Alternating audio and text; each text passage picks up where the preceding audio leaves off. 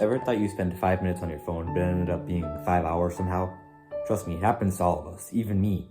And it's not easy. It's not easy to sometimes quit those things as well. I mean, for bad habits especially, it's hard. It's easy to overlook them. But I mean, one thing that I realized was that most people, on average, they spend 4.5 hours a day on their phone, which is crazy to me. That's basically a day every single week, which I don't know how many days that is in a year, but all I know is that's a crap ton, like 24 hours. That's pretty crazy. And 2.5 of those hours are on social media.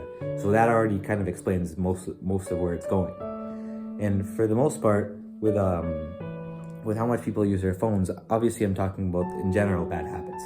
So I'm probably just gonna talk about things that are more in general, not just that. I'll use that as an example. But basically, for bad habits, I mean, they compound downwards. So when you start doing them, you might just be like, oh, I can quit anytime. But that's an easy way to just say, oh, I'll just keep doing the bad habit. And obviously it sounds like that you won't do it, but I mean, that's basically just saying, oh, I can quit, but I don't want to. It's kind of like that. And what I mean, when I say compounds downwards is, it starts off like, you're not that bad. It's not too bad. Like I can stop it, which obviously, you even said it, or you probably would say it. And over time it gets harder to actually quit doing it when you do it more and more.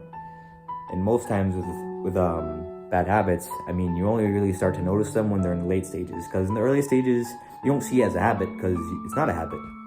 So most times with bad habits, if you want to get rid of them, you have to make tiny steps. And another thing is with bad habits is that it usually has a lot of things to do with time, like the phone thing I was talking about. So for example, let's say if you were using your phone a lot, but you also, like, sometimes you see people, young people especially, where they say they want to like have time for this, have time for that. I don't have time for this. A lot of that time they're using it up on their phones. So that's why I keep on talking about phones.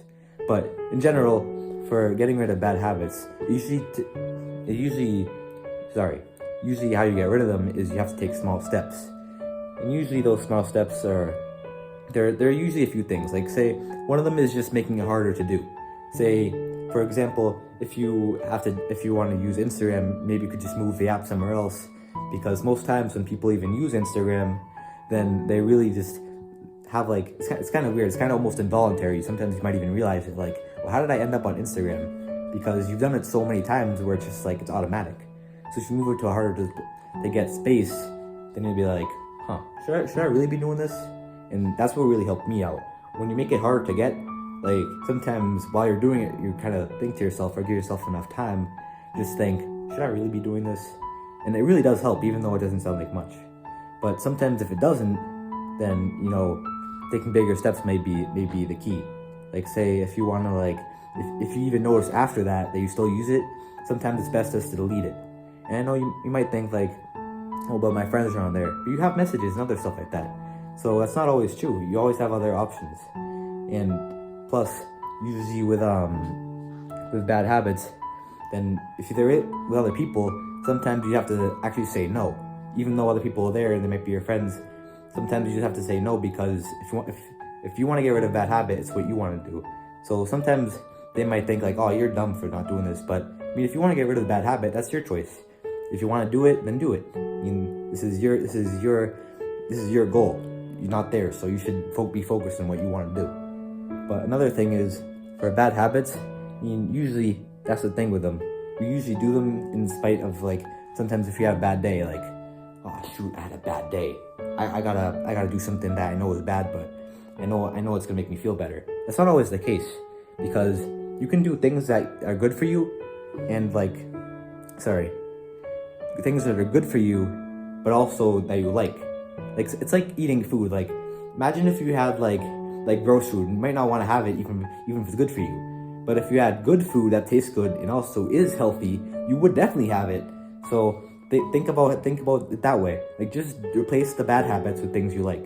Like, say, maybe you want to play piano. You should replace that with maybe using Instagram. Or maybe if you want to, let's say, you want to read a book, take a walk. Those are also good ideas. So I guess what I'm just trying to say is, when you have a bad habit, it's good to just replace the bad habits with good habits instead. Because that way you'll get more benefits and you'll also be happier in the end. Thank you.